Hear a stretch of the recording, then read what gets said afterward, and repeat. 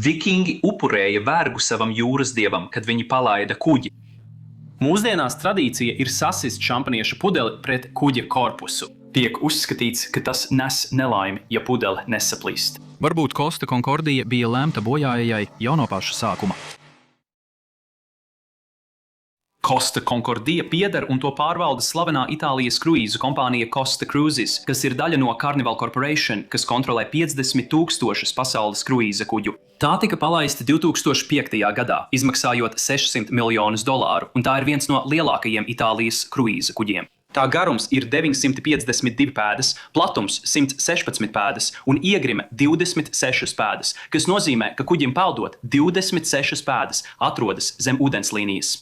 Kuģa svars ir 60,000 tonu. Tas nozīmē, ka, lai peldētu, tam jāizspiež ūdens apjomā, kas atbilst 24 olimpiskā izmēra peldbaseiniem. Apakšējie klāji zem ūdenslīnijas atrodas kuģa mehāniskās sistēmas, tostarp dzinēju telpu un dīzeļelektrisko elektrostaciju. Virs ūdenslīnijas atrodas 1500 luksusa kajīšu, 6 restorāni, 13 bāri, 2 stāvu spā un fitnesa centrs, 3 stāvu teātris, 4 peldbaseini, kazino, diskotēka un daudz dažādu izklaides iespēju, vairāk nekā 3000 viesu. Kuģis ir aprīkots ar modernākajām tehnoloģijām uz komandu tiltiņa, elektroniskām kartēm, kas ekrānā rāda GPS pozīciju un dziļuma mērītājiem, kas parāda, cik daudz ūdens ir zem korpusa. Maršruti tiek ieprogrammēti sistēmā, un jebkura novirze no maršruta izraisa trauksmi. Kad kruīza kuģis pabrauc garām salai, šie trauksmes signāli tiek aktivizēti, un tos manuāli jāapstiprina un jāizslēdz komandu tiltiņa personālam. Garām brauciens, kas ir līdzīgs pārlidojumam, ir ierasta prakse kruīza kuģu pasaulē. 2011. gada 14. augustā uzņēmuma vadība lūdz Costa Concordia pabraukt garām Giglio salai kā sveicienu, lai atzīmētu salas svētkus. Kapteinis Francesco Schettino izpild šo lūgumu, un Concordia dienas laikā bez starpgadījumiem paiet garām. Lai veiktu apbraucienu, kas atšķiras no iepriekš noteiktā maršruta plāna, kuģa apkalpei ir jāplāno un jāsaskaņo maršruts. Viņi sāk ar kartes pārbaudi, lai saprastu vietējo ūdeņu dziļumu un noteiktu drošu attālumu no sekluma. Tad viņiem jāņem vērā laikapstākļi, vai vējš, kad viņi brauks garām, pūtīs viņus tuvāk salai vai prom no tās. Tad viņiem jāplāno kuģa stūres vadība. Ja ar mazu jahtu brauc tuvu seklajiem ūdeņiem, virzienu var mainīt diezgan ātri. Lielam kuģim, piemēram Costa Concordia, nepieciešams laiks, lai mainītu kursu, jo tas ir liels un tam ir liela inerce. Tas nozīmē, ka ir jāparedz kuģa pozīcija un virziens un jāveic izmaiņas kursā jau ilgi pirms kuģis pilnībā reaģēs. 7. vakarā 2012. gada 13. janvārī Costa Concordia iziet jūrā no Civitavecchias, Itālijā uz 7 dienu kruīzu. Pirmā plānotā pietura ir Savonā, Itālijas rivjērā, 250 jūdzes uz ziemeļrietumiem. Uz klāja ir vairāk nekā 1000 apkalpes locekļu un vairāk nekā 3000 pasažieru, kopā 4229 personas. Aptuveni 600 pasažieru pievienojas kuģim Civitavecchijā. 24 stundu laikā visiem pasažieriem jāpiedalās evakuācijas mācībās. Šajās obligātajās mācībās pasažieri uzzinās, kā skan evakuācijas trauksme, kur atrodas glābšanas laivas, kur ir viņu pulcēšanās vieta un ko darīt ārkārtas situācijā. Bet pagaidām kuģis dodas ceļā, un pasažieri sāk pierast pie dzīves jūrā. 51 gadu vecais kapteinis Francesco Schettino izklaidē 25 gadus veco Dominiku Kamortenu, dejotāju no Moldovas, kura ir kapteiņa viesis un par ceļojumu nemaksā. Kapteinis ir precējies, un viņam ir meita, taču iespējams lielas kuģa kapteinim ir dažas priekšrocības, kas nav minētas amata aprakstā. Schettino paziņo savai komandai, ka viņš plāno veikt sveiciena garāmbraucienu gar Giglio salu. Komanda palēnina kuģi, kamēr kapteinis dodas vakariņās. Pirmais virsnieks Ciro Ambrosio novirza kuģi uz Giglio salu. Viņš izslēdz kuģa trauksmi, kas sāk brīdināt viņu par novirzi no ieplānotā kursa. Schettino un viņa viešņa vakariņo kopā, un pēc tam Schettino ved viņu uz tiltiņu 21. Kuģa galvenais viesmīlis Antonello Tiavoli, kurš ir no Giglio salas, jau ir tur. Schettino mentors, pensionēts Costa kapteinis Mario Palombo, dzīvo uz salas. Schettino ir daudz iemeslu veikt sveicienu Giglio salai. Jauna dāma, kuru iespaidot viņa mentors un viņa galvenais viesmīlis. Apkalpe tagad palielina kuģa ātrumu līdz 16 mezgliem, lai kompensētu laiku, ko kapteinis pavadīja vakariņās. Kamēr galvenais viesmīlis zvana pensionētajam Costa kapteinim, Šetino lūdz pirmajam virsniekam Ambrozio pārbaudīt viņa vietā radaru. Kapteinis ir atstājis savas lasāmrieles kajītē. Galvenais viesmīlis pasniedz Šetino telefonu, lai abi kapteiņi varētu aprunāties. Šetino jautā pensionētajam kapteinim padomu, cik tuvu viņš var pietuvoties Džiljo salai. Viņš saka, ka vēlas pietuvoties līdz pat 0,4 jūras jūdzēm, aptuveni 2,5 tūkstošiem pēdu no krasta līnijas. Pensionētais kapteinis viņam saka, ka tur ir pietiekams dziļums, bet nav nepieciešams braukt tik tuvu, jo ziemā uz salas ir ļoti maz cilvēku. Patiesībā viņš pats atrodas savās ziemas mājās uz cietzemes. Kapteinis Šetino jau iepriekš ir veicis šādu braucienu garām un iespējams rāda pieklājību pensionētajam kapteinim, lūdzot viņa padomu. Kas mani pārsteidz, ir tas, ka kapteinis Šetino jautā citam kapteinim par dziļumiem, kad viņam vajadzētu skatīties kartēs, kurās parādīti dziļumi ap salu. Tagad viņa uzmanība ir sadalīta starp radara ekrānu, kuru viņš nespēja nolasīt, telefona zvanu, kurā viņam iesaka nepietuvoties pārāk tuvu, un var gandrīz sajust viņa bravūru. Tagad es esmu kapteinis, es to jau esmu darījis iepriekš, es zinu, ko daru, es redzu salu. Un kamēr viņš runā pa telefonu, kuģis tuvojas salai ar ātrumu, kas paredzēts, lai atgūtu zaudēto laiku, nevis manevrētu ap salu. Kapteinis Šetino tagad navigē pēc redzes, nevis pēc instrumentiem. Viņš pavēl stūrmanim sākt pagriezienu pa labi, kas pagriezīs kuģi pa labi, lai tas mostātos līnijā ar Džiljo ostu. Bet tagad viņš saprot, ka kuģis ir tuvāk salai nekā viņš bija gaidījis, un viņš pamana zem ūdens līnijas pa kreisi no kuģa klints izvirzījumu. Instinktīvi viņš iekliedzās, lai kuģis strauji pagrieztu pa labi, kas nozīmē, ka stūrmanis pagriež stūri līdz galam pa labi. Kuģa priekšgals izgriežas pa labi un izvairās no klintīm. Ja jūs vadāt automašīnu un pagriežat stūri, aizmugurējie riteņi seko priekšējiem riteņiem, bet ar kuģi ir citādi. Kad jūs pagriežat kuģa stūri, kuģis griežas ap kuģa korpusa vidusdaļu, kas darbojas kā atbalsta punkts. Tātad, kad Costa Concordia priekšgals izgriežas pa labi, kuģa pakaļgals izgriežas pa kreisi. Šetino saprot savu kļūdu un kliedz nākamo komandu. Stūri strauji pa kreisi, lai neutralizētu iepriekšējo pavēli. Uz mirkli kuģa priekšgals un vidusdaļa paiet garām klintīm. Daudzi pasažieri ir vakariņās, kad pēkšņi atskan skaļš blīkšķis, kam seko ilga, čīkstoša un vaidoša metāla locīšanās skaņa, it kā tiktu saburzīta skārda kārba. Kuģis sāk drebēt un trīcēt. Glāzes krīt no bāra plauktiem, šķīvji slīd nost no vakariņu galviem un sašķīst pret grīdu. Kuģis ietriecās klinšainā izvirzījumā netālu no Toskānas salas Džiljo. Rifs ir pazīstams kā Laskol, un to var redzēt kuģi kartēs aptuveni 2600 pēdu attālumā no ostas. Costa Concordia saskaras ar rifu 26 pēdas zem ūdenslīnijas kuģa kreisajā pusē, tuvāk pakaļgalam, izplēšot 2 garas metāla loksnes no kuģa korpusa 160 pēdu garumā. Kuģa korpusā ir iestrēdzis klints gabals, kas ir mazas automašīnas lielumā. Jūras ūdens sāk apludināt dzinēju telpu, iegremdējot ģeneratorus un dzinējus. Gaismas mirgo un izdziest, atstājot pasažierus tumsā. Panika sāk izplatīties pa visu kuģi, taču avārijas apgaismojums ieslēdzas gandrīz uzreiz. Galvenais inženieris ziņo uz tiltiņu, ka dzinēja telpā ieplūst ūdens un ka kuģis nogrims. Jūras ūdens ātrs paceļās līdz dzinēja vadības telpas galvenā sadales paneļa līmenim. Kuģa apakšējie klāji ir sadalīti lielos nodalījumos. Ja 4 no šiem nodalījumiem ir aplūduši, kuģis var nogrimt. Kapteinis Šetino uz tiltiņa redz, ka vairāki instrumenti nedarbojas. 21:45 vakarā atskan trauksme, 2 gari svilpieni un 1 īs, kas informē apkalpi par problēmu. 21:50 kuģis sāk sasvērties. Tas sasverās uz kreiso bortu, uz to pusi, kur ūdens apludina dzinēja telpas. Kuģa apkalpe pasažieriem saka, ka viss ir kārtībā un ir tikai elektrības bojājums. Situācija tagad ir kontrolēta un lūdz izbaudīt atlikušo vakaru. 21:57 15 minūtes pēc tam, kad kuģis uzskrien klintī, Šetino zvana Costa Cruises operāciju centrām. Viņš saka izpildu direktoram Robertam Ferrarini, ka viens nodalījums ir aplūdis. Tas ir nodalījums ar elektriskās piedziņas motoriem, un šādā situācijā kuģā peldspēja nav apdraudēta. Šetino nav sapratis trieciena nopietnību, 5 nodalījumi aplūst, un viņš nav klausījies savu galveno inženieri. Krasta apsardze sāk saņemt zvanus no pasažieriem uz kuģa. Viņi atrod Concordiju uz sava radara pie Džiljo 6 minūtes pēc pirmā zvana, 20:12. Viņi sazinās ar kuģi par rāciju un jautā, kāda ir situācija.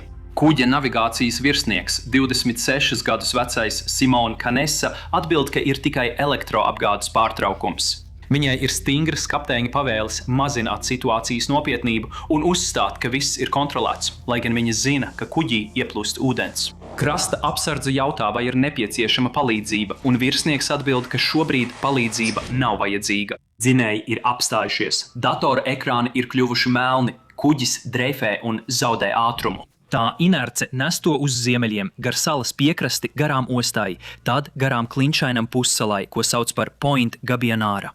Šetīno pēdējais gājiens ir pagriezt stūri pilnībā pa labi. Kuģa inerce nes to uz priekšu, gal galā pagriežot to pret vēju un veicot 180 grādu pagriezienu. Tagad vējš stumj kuģi atpakaļ salas virzienā. Ūdens, kas apludina apakšējos klājus, kopā ar vēju tagad pārvieto kuģa svaru, un tas sāk mainīt sasvērumu no kreisās puses uz labo. Šetīno nomet kuģa ankurus, taču tie neieķeras jūras dibenā. Krasta apsardze vēlreiz zvana uz Concordija tiltiņu. Šoreiz navigators viņiem paziņo, ka kuģī ieplūst ūdens, un tas sasverās. 22:26 minūtēs Šetīno sazinās ar Robertu Ferrarini no Costa operāciju centra un paziņo viņam, ka 2 nodalījumi ir aplūduši un viņš manevrē kuģi uz krastu. Patiesībā viņam nav nekādas kontrolas. Vējš un tas, kas palicis pāri no kuģa inerces, nes to pret klintīm. 22:28 minūtēs krasta apsardze izsūta ārkārtas izsaukumu visiem kuģiem apkaimē doties uz Džiljo salu. 22:44 minūtēs Costa Concordija apstājas pie Punta del Gavionara, apmēram 65 pēdu dziļumā.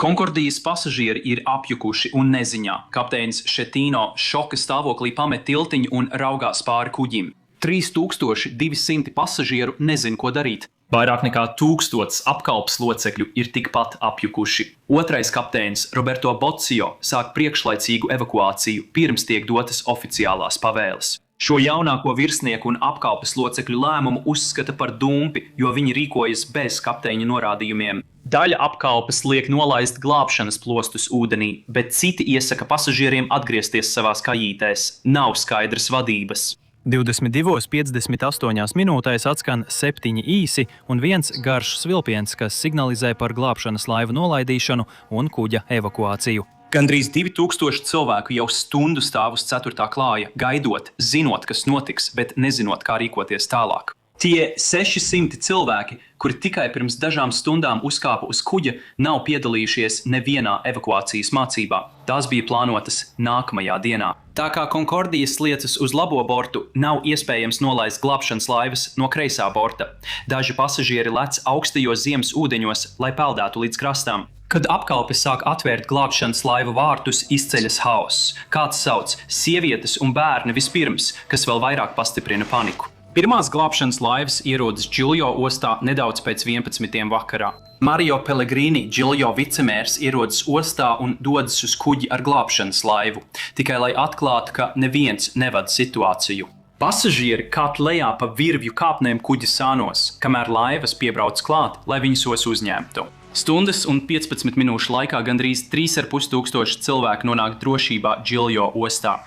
23:45 minūtēs ierodas glābšanas helikopters. 12:15 tūlīt pēc pusnakts gandrīz visi, kas atradās kuģa labajā pusē, ir evakuējušies no kuģa, ieskaitot kapteini Šetīno un dažus viņa virsniekus. Taču ne visi ir pametuši kuģi. Daži, kas jau bija iekāpuši glābšanas laivās, tiek spiesti atgriezties uz kuģa. Kuģim nostājoties uz klintīm, tas lēnām sasverās, līdz beidzot apstājas, gandrīz 70 grādu leņķī, padarot dažas glābšanas laivas nelietojamas. 12:42 naktī. Gregorio de Falco, kurš ir atbildīgs par krasta apsardzes glābšanas operācijām, zvana kapteinim Šetīno uz viņa mobilo tālruni. Kapteinis Šetīno paskaidro, ka viņš iekritis glābšanas laivā un tagad sēž uz klints ārpus Džiljo ostas. De Falco, bijušais Itālijas jūras spēku komandieris, zaudē savaldību un kliedz uz Šetīno. Tūlīt atgriezies uz kuģi, tu kretīni! Šetīno viņam saka, ka koordinēs glābšanu no savas klints. 1:00 naktī uz kuģa joprojām atrodas gandrīz 1000 cilvēku.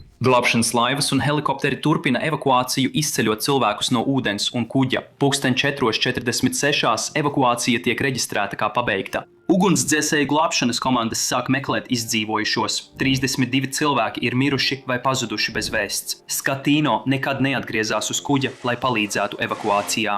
Izdzīvojušie tiek nogādāti Santo Stefano ostā, kur tiek izveidots koordinācijas un palīdzības centrs. Varas iestādes izsludina aizliegumu visām privātajām laivām un ievieš viena jūras jūdzes navigācijas aizlieguma zonu ap kuģi. Laikā no 14. līdz 30. janvārim Itālijas jūras spēku krasta apsardzes un ugunsdzēsības un glābšanas dienesta Nirei meklē kuģī pazudušos cilvēkus.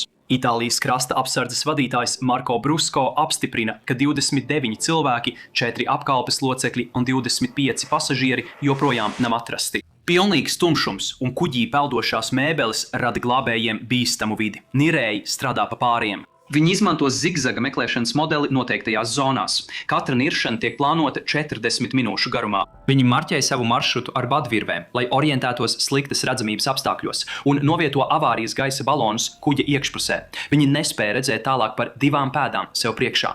Glābēji atrod izdzīvojušos, tostarp Dienvidkorejas jaunlaulāto pāri, kuri bija nogulējuši notikumu, un kuģa purseri, kuram ir lausta kāja. 16. janvārī glābšanas darbi tiek pārtraukti, kad slikto laikapstākļu dēļ kuģis pārvietojas apmēram par 1,5 centimetru. Pastāv risks, ka tas varētu noslīdēt dziļākos ūdeņos, vai arī varētu notikt degvielas noplūde. Darbi atsākas pēc 3 stundām. Glābēji izmanto sprākstvielas, lai izveidotu piekļuves atveres kuģa korpusā. Kuģis turpina periodiski pārvietoties līdz 24. janvārim, kad Itālijas civilās aizsardzības aģentūras vadītājs to pasludina par stabilu. Līdz 2012. gada janvāra beigām kopējais atrasto līķu skaits ir 17. 31. janvārī meklēšana zem ūdenslīnijas tiek pārtraukta. Februārī izdzīvojušo liecības sniedz glābējiem informāciju par pēdējo zināmo dažu pasažieru atrašanās vietu. Balstoties uz šo informāciju, Nirei vrakā atrod vēl 8 līķus. Nīderlandes glābšanas uzņēmums Smith International un Itālijas kompānija Niri sāk izņemt kuģa 2380 tonnas smagās degvielas.